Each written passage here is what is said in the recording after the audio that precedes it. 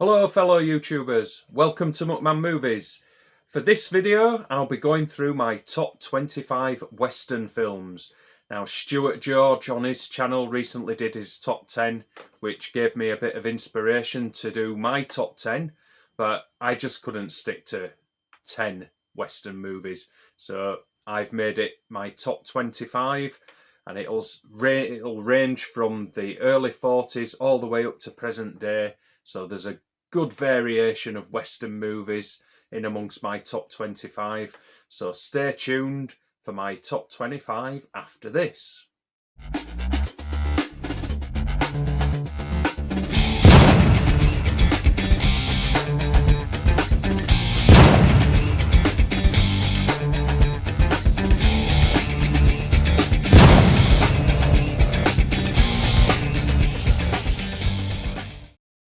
So number 25, to start it all off, is Scott Cooper's 2017 Western Hostiles, starring Christian Bale as the retiring army captain, given one last assignment to escort Yellow Hawk, an ailing Red Indian chief, back to his reserve. And along the way, they end up picking up Rosamund Pike's grieving mother, whose family has been murdered. This is a bleak Western. It shows the ugliness of both sides of the white settlers and the Red Indians' savagery. But yeah, it doesn't pull back any punches on either side. No sides painted in any light, basically. Yeah, Christian Bale's just phenomenal in this. You can see his whole army career etched on his face. He's just had enough now. He wants to retire, but this last assignment puts his retirement in jeopardy, basically. There's quite a few disturbing and horrific scenes of brutality in this, but Taki Yanagi's cinematography with the stunning scenery offsets it perfectly, as a good contrast. There's a really good supporting cast with Jesse Plemons, Timothy Chalamet, Wes Studi as the ailing Indian chief. Yeah, you've got some good actors in this. I think also Ben Foster makes an appearance as a bit of a cameo. But yeah, I definitely recommend you watch Hostiles if you've not seen that before. That's my number 25 pick. So number 24 is Run Man Run by Sergio Leon. This is a fantastic spaghetti western that I recently watched, maybe a year or two back. Absolutely loved it. It's a sequel to The Big Gun Down, starring Lee Van Cleef, but you don't need to see The Big Gun Down to actually enjoy this. It follows the same character in The Big Gun Down. It's played by Thomas Millian. He plays Cuchillo. He's a lovable rogue of an outlaw with some serious knife throwing skills. So he's out to try and find this hidden stash of gold, as is everyone else hot on his trail. So there's loads of great action sequences in this. Thomas Millian as Cuchillo is absolutely brilliant. He's not wholly innocent in the whole scheme of all the narrative, but you really do start to warm with him. He has got a bit of a code of conduct, even though he does some nasty things during the film. But you do he's got an endearing personality. It's got a great film score. It's one of the best spaghetti westerns I've seen outside of a Sergio Leone film. So yeah, number 24, Run Man Run. Recommend that one. So number 23 is one of my childhood favourites. I used to watch this on repeat when I was a teenager, and that is Young Guns. Now, I think it's directed by Christopher Kane. Let me just check. Yeah, Christopher Kane. And it's got an amazing cast. If you can see there, it's got Kiefer Sutherland, Charlie Sheen, Lou Diamond Phillips, Emilio Estevez, Dermot Mulroney, and I can't remember that guy. I can't remember the actor's name there. But yeah, what a cast. It follows these 6 gunslingers who become deputies to hunt down the killers of one of their friends. But then it all goes a bit pear-shaped, and I believe Pat Garrett, played by William Peterson, he ends up hot on the trail of Billy and his cohorts. Absolutely love this. The action's brilliant. The chemistry between the cast is fantastic. And you'd later see most of these again in Young Guns 2. Ooh, spoiler. But yeah, you don't know which ones will survive. But yeah, what a film. Love Young Guns. That's my number 23 spot. At my number 22 spot is Robert Altman's 1971 bleak western, McCabe and Mrs. Miller. Now, this is a rain-soaked, like snow-covered, dark, dingy western. It's a slow burn of a film, so you have to have some patience while you're watching this. But as the narrative plays out, you get engrossed in the film due to the fantastic chemistry between Warren Beatty's McCabe and Julie Christie's Mrs. Miller. Warren Beatty's McCabe is a naive businessman, but with the help of Mrs. Miller, who's a bit more business savvy, they seem to strike up a really good partnership, and the chemistry is just so captivating between the two. So yeah, it's got a really good finale, and it sort of puts this film in the same bracket as films like The Unforgiven and The Great Silence. Yeah. So number 22, McCabe and Mrs. Miller. And number 21 is David Mackenzie's 2016 modern day western, Hell or High Water, starring Chris Pine and Ben Foster as the struggling brothers trying to pay the mortgage of their farm. They decide to rob the very bank that's threatening to take their farm away from them, and then subsequently are chased by Jeff Bridges, sheriff, and his deputy, played by Gil Birmingham, who's an Indian. So you've got like a white and an Indian sheriff chasing after these two. Never seen Chris Pine any better in this, but it's Ben Foster that absolutely steals the whole show. He's phenomenal. And I'd not seen him any better up until Leave No Trace, the year after, I think that came out. But yeah, what a fantastic film. Cinematography is fantastic. The film score by Nick Cave and Warren Ellis, I believe. I think it's Warren Ellis. Yeah, Warren Ellis. Yeah, what a film score. It just matches the scenery perfectly. Absolutely love everything about this modern day western. Number 21, Hell or High Water. So number 20 is John Huston's 1972 western, The Life and Times of Judge Roy Bean. Now, I'd only just seen this about 2 years ago, and I was like, wow, where has this film been all my life? What a western this is. It's quite a unique western. It's set just on the cusp of like the 20th century, so you can see like modern day creeping into this era of the West.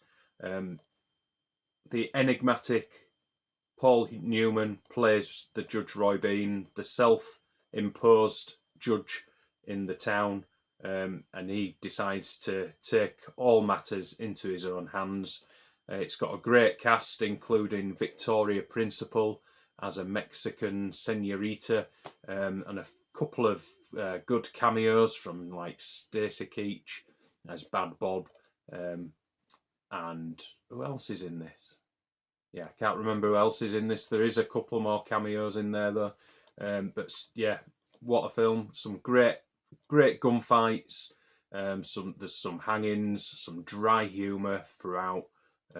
Absolutely love The Life and Time of Judge Roy Bean, which probably not many people have heard of. So I urge you to watch it if you've never seen this and you do like a Western. It's a very unique one, unique take on it. So there you go. That's my number 20 spot, The Life and Times of Judge Roy Bean.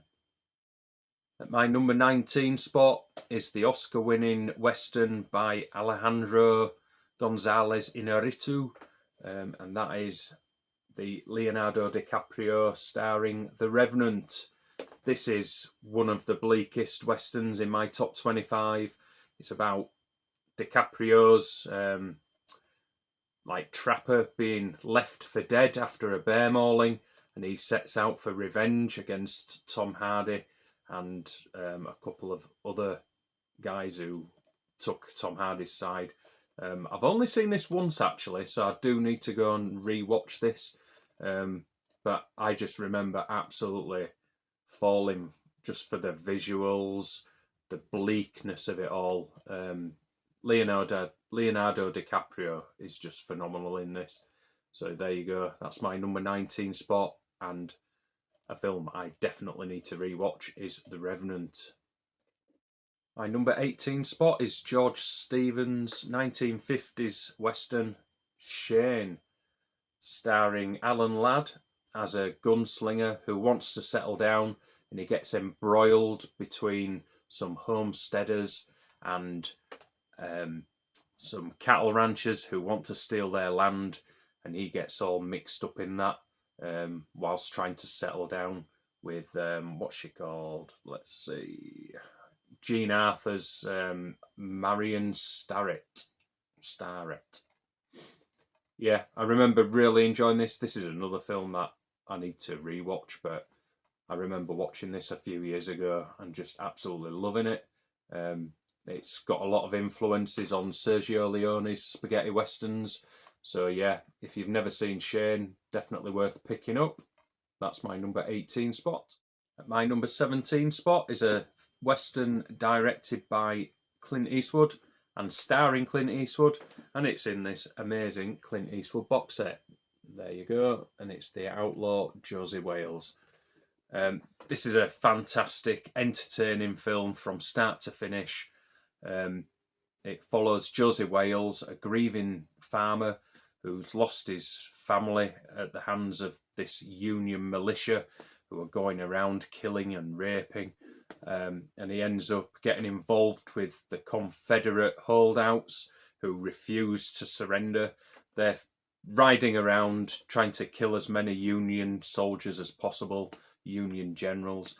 But in the end, the holdout leader, he decides he's had enough, and he hands himself in with the rest of his gang, who subsequently are brutally and bloody murdered in front of Josie Wales, who then takes out revenge and then rides off to avoid capture.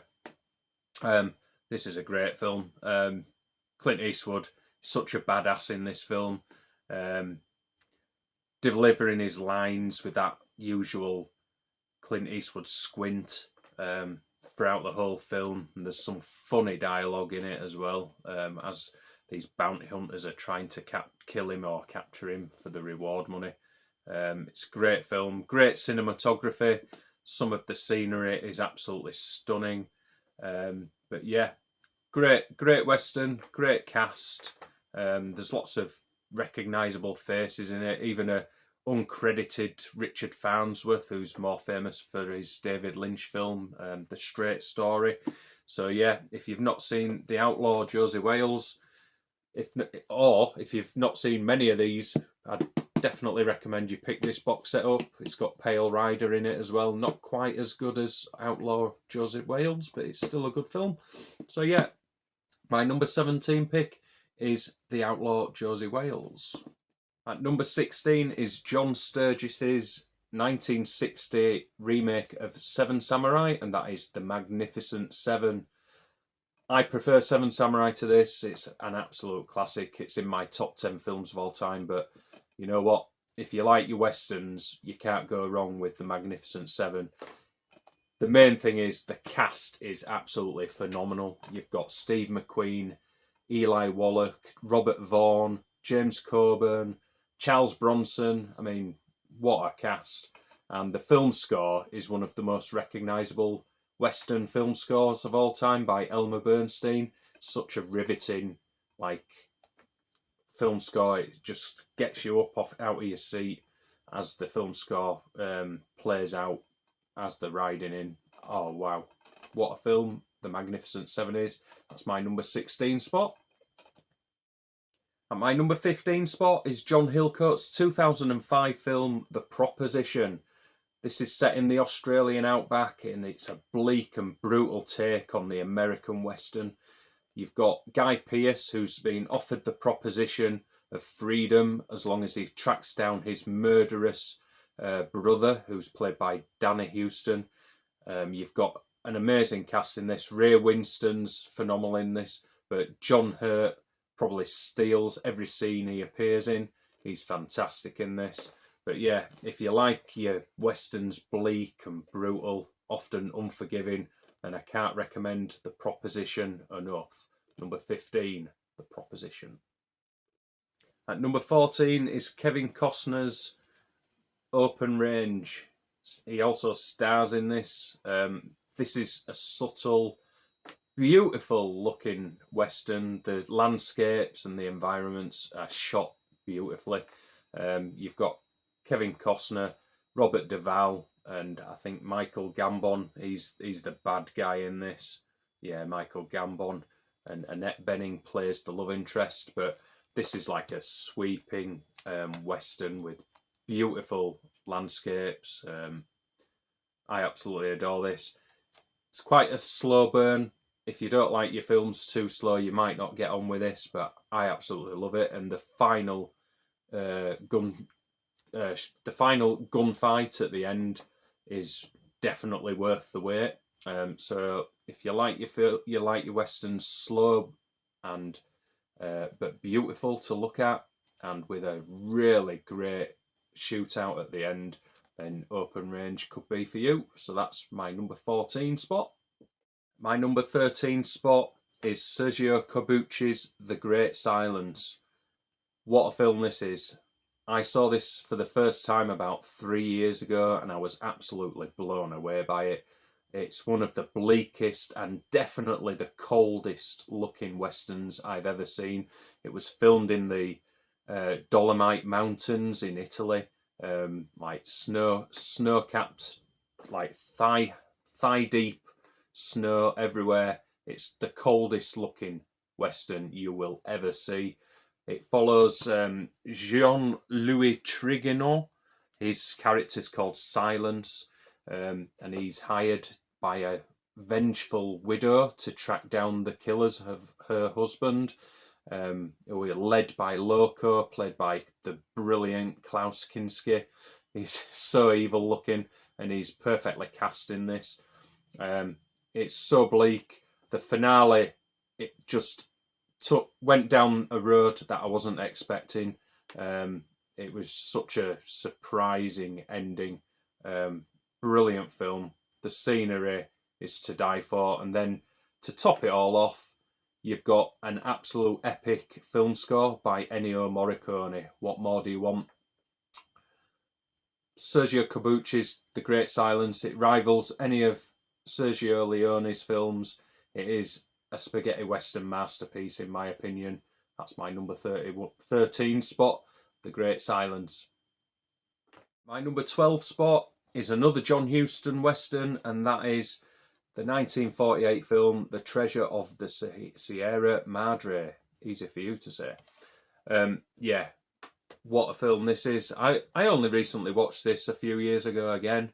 It's a film about like greed, betrayal, and paranoia, as you've got three gold prospectors, all like trying to become, get rich quick, basically. Humphrey Bogart, he plays the duplicitous character who just becomes so paranoid due to his greed. And then you've got his newly acquainted business partner played by Tim Holt, and then you've got another prospector played by John Huston's father, Walter Huston, who steals the show for me. He's absolutely brilliant in it.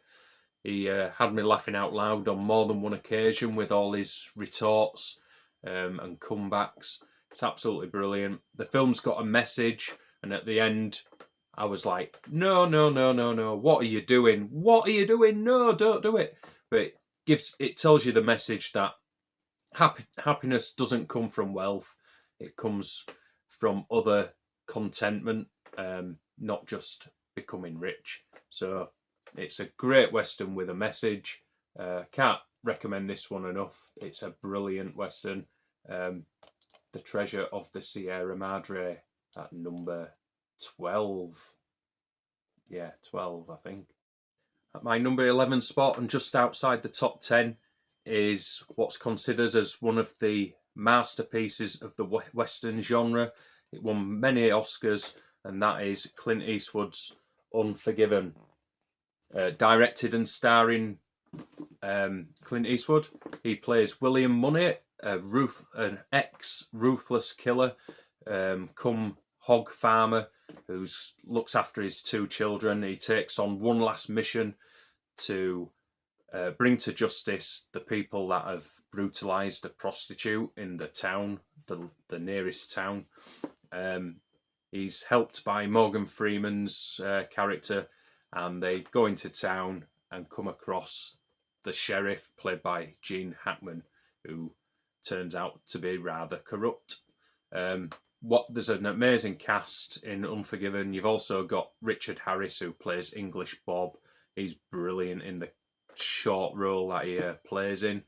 But it's a bleak Western. There's not much happiness or laughs. In fact, there's no laughs in the Unforgiven. But it's a fantastic film. Definitely recommend. My number 11 spot, Unforgiven. So breaking into my top 10 is a film from 1950 by Henry King, and I've only just recently watched this a couple of years ago, and that's The Gunfighter, starring Gregory Peck as Johnny Ringo, with an unwanted reputation as the fastest drawer in the West. So basically he's got a target on his back by every young squirt, is what he calls them, young squirts, who want to go down in history as the man who shot Johnny Ringo. But his reputation sort of precedes him. He's not really the character that everyone thinks he is. He's not the murderer that they all consider him to be. So it's an exaggerated reputation that everyone sort of deems him to be, basically. And he just wants to settle down in the town with his long-lost love. And you've got other characters, such as you've got Carl Malden playing the hotel owner, who's always entertaining in films. And then I really liked, what's he called? Millard Mitchell. He's the sheriff in town. He just wants everyone to get along. He doesn't want any gun shooting. He don't want any like high noon type situations going on the streets of his town. He's brilliant in this. But yeah, I've only just recently watched this about 2 years ago, and it went straight into my top 10 Westerns of all time. So I definitely recommend The Gunfighter at number 10. My number 9 spot is a 2016 film by Martin Koolhoven, and that is Brimstone, starring Dakota Fanning, Guy Pearce, Kit Harington, and there's the other girl, the other woman from Game of Thrones.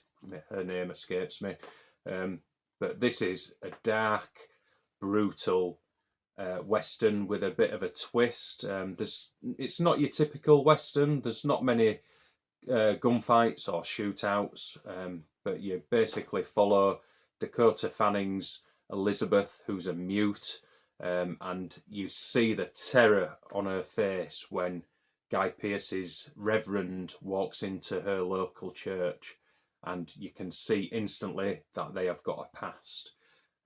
told brilliantly in 4 chapters, where it flips between the past and the present, always keeping the viewer intrigued to see what past or what history they have got between each other.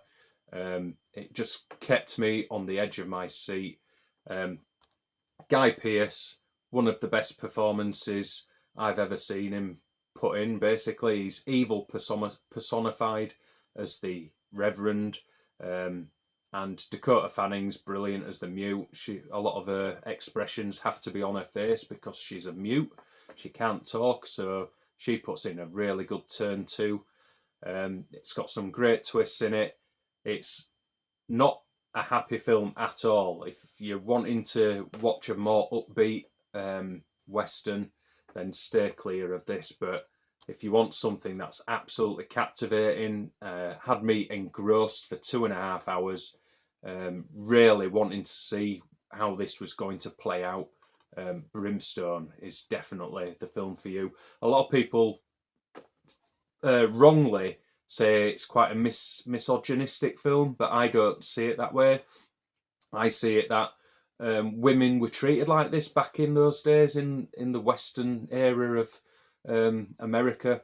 They were treated as second-class citizens, basically. So this is not a misogynistic film in the slightest. This is a story about a misogynistic era. So, yeah, I absolutely love this film. Brimstone, my favourite film of 2016. That's how much I love this film. That's my number 9 spot. So my number 8 spot is Sam Peckinpah's Pat Garrett and Billy the Kid from 1973. Now, Sam Peckinpah really does know how to make a great Western, and this is the second one in my top 10 from Sam Peckinpah. I'm sure you know which one's coming up ever so shortly. But he really knows how to capture the Wild West with the grubby patina and the authenticity of the Wild West era. And this doesn't disappoint in that department. Absolutely brilliant looking Western. Performance-wise, Chris Christopherson's brilliant as Billy the Kid. He looks a bit too old for the role. He's supposed to be 21, but he looks a bit older than that. And then you've got James Coburn, who I always love. James Coburn's one of my favourite old school actors. So James Coburn plays Pat Garrett, and then you've got Bob Dylan crops up during the film, during the narrative, and he also made the really good folky film soundtrack. Really good film score and soundtrack by Bob Dylan. So the only thing that's a bit of a negative for me is there's a scene where they've got half-buried chickens that they're using for target practice. Doesn't really sit well with me. I don't like animal cruelty in films. But other than that, it's an absolute classic and a masterpiece of the Western genre. Sam Peckinpah's Pat Garrett and the Billy the Kid, my number 8 spot. My number 7 spot is a modern horror, it is a modern horror. It's a modern Western horror in Craig Zahler's Bone Tomahawk from, I believe, 2016. I might be wrong there. It might be 2015. But yeah, Bone Tomahawk, absolutely adore this film. A lot of people mention the final act with the horror aspect of the film. But for me, the standout is the chemistry between the actors, between the characters. You've got Kurt Russell, Matthew Fox, Patrick Wilson, and Richard Jenkins, who for me steals the whole show. He's absolutely hilarious from beginning to end, actually. He made the film a joy to watch. But as the film progresses, so does the bond between these characters, and you really feel like part of the group as they're trying to get to their end goal of rescuing Patrick Wilson's wife and one of the deputies from the clutches of the Indian troglodytes. There's some really brutal scenes in this, so be prepared near the end. Absolutely brutal. Some of the most brutal scenes you'll ever see in film, actually. But leading up to it, it's just a great film of like chemistry, and the dialogue is brilliant, absolutely brilliant, and so quotable. My number 7 spot, number 7 spot, Bone Tomahawk, brilliant. So number 6 is Michael Mann's 1992 frontier western film, The Last of the Mohicans, starring Daniel Day-Lewis as the adopted Mohican Hawkeye, who comes to the rescue of these British girls.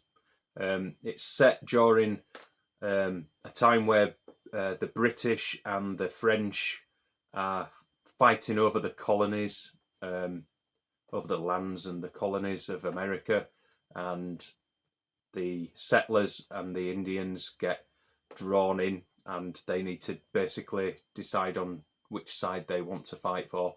It's absolutely brilliant. Daniel Day-Lewis is phenomenal in this film. Every time I think of this film, I always remember the waterfall scene and his speech that he's gonna come and get Madeleine Stowe.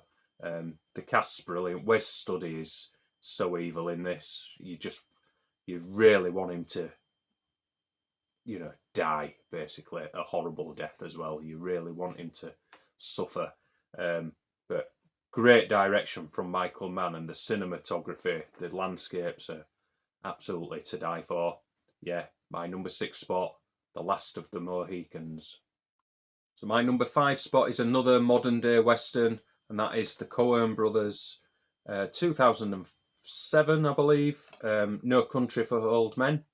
Llewellyn, played by Josh Brolin, stumbles across some dead drug runners and $2 million in cash.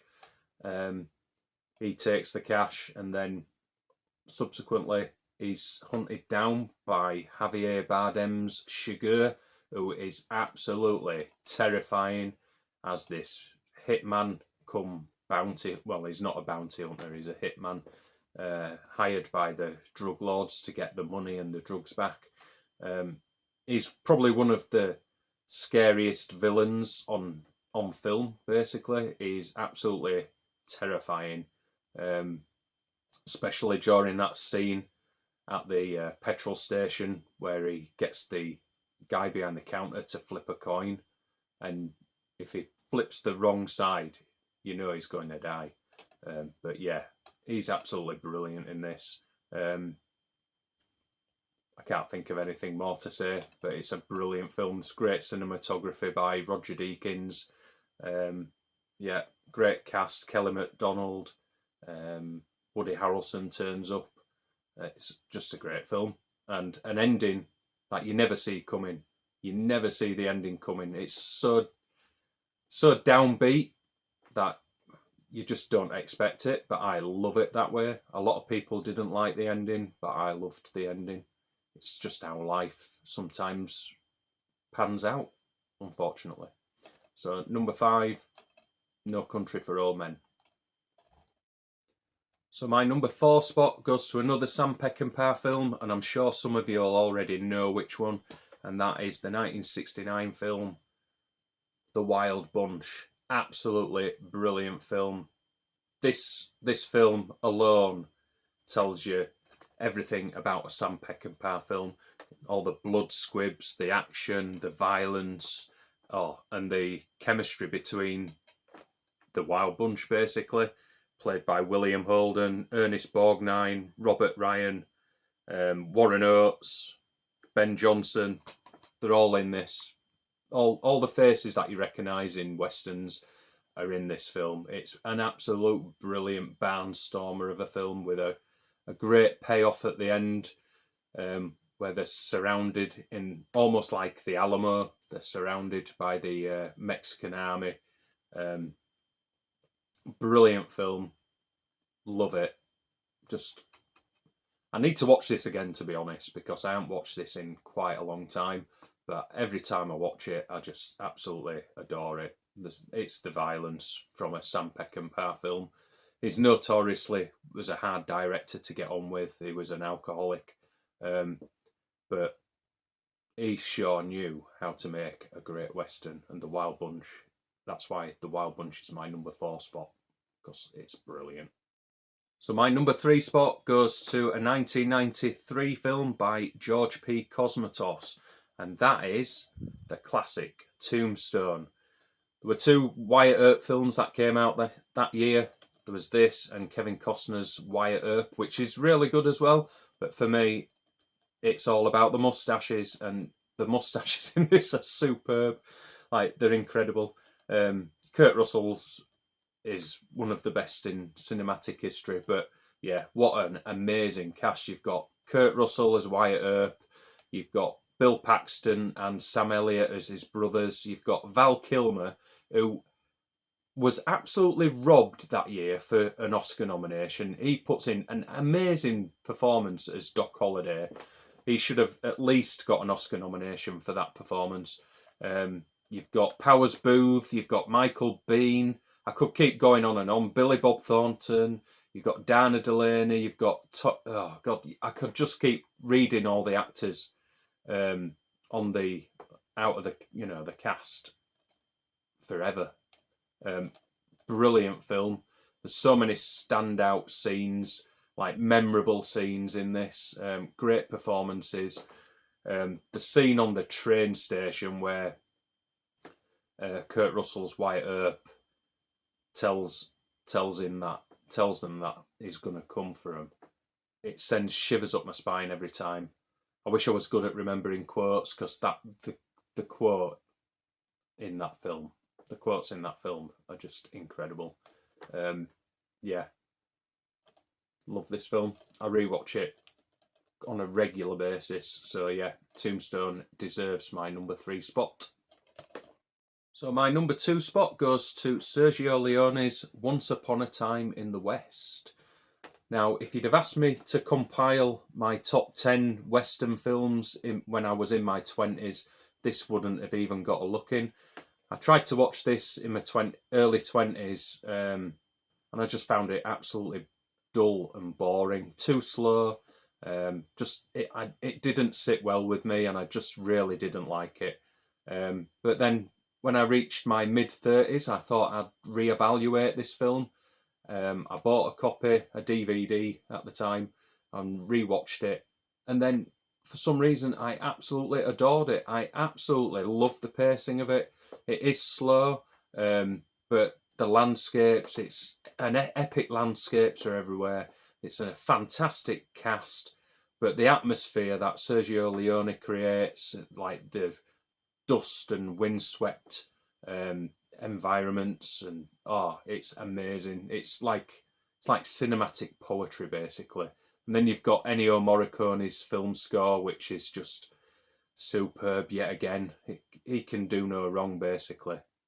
What a fantastic cast. You've got Charles Bronson as harmonica. You've got Claudia Cardinal. You've got Jason Robards. You've got Henry Fonda, who plays against type as the bad guy, and he's brilliant as the bad guy. But for me, the standout scene is right at the beginning, when you've got Jack Elam and his 2 henchmen with him, waiting for the train to come in. Oh man, the tension is palpable. You don't know what's going to happen. And then Charles Bronson gets off the train, and we all know what happens after that. But I love that. I love that scene. I could infinitely watch that scene over and over again. It's just a perfect piece of cinema, basically. Sergio Leone didn't make enough films, in my opinion, but the ones that he did make were fantastic, and that's why this is at number 2. And it's also the reason why The Good, the Bad and the Ugly takes my number 1 spot of favourite westerns of all time. What can you say about The Good, the Bad and the Ugly? It's an epic western, just a minute short of 3 hours. Sergio Leone, he was a master of his craft. He should have made more films, in my opinion, but he sure knew how to make a great western. You've got a great cast in Clint Eastwood as the good, Lee Van Cleef as the bad, and Eli Wallach as the ugly. He steals the whole show, in my opinion. He's absolutely sensational. You've got a fantastic film score, instantly recognisable, again by Ennio Morricone. That composer, man, oh, it was so sad when he died, but he left a great legacy of music behind. That's all I can say. Great film, great finale, as you've got the three protagonists stand off on Cemetery Hill. It's on my bucket list of places to go in the north of Spain. I really want to go there. But yeah, the standoff and the way Sergio Leone frames the eyes of each of its protagonists as they want to take a shootout for the stolen hoard of gold. What a film. Just love the good, the bad and the ugly, and that is why it's my #1 spot. So there you go. Leave your comments down below. Tell me what you think of my top 25. Let me know if I've left any of your favourites out. I might not have seen them, so I'm always open-minded to watch a brand new Western that I've not even heard of, possibly. So yeah, let me know in the comments. Thanks for watching, and goodbye.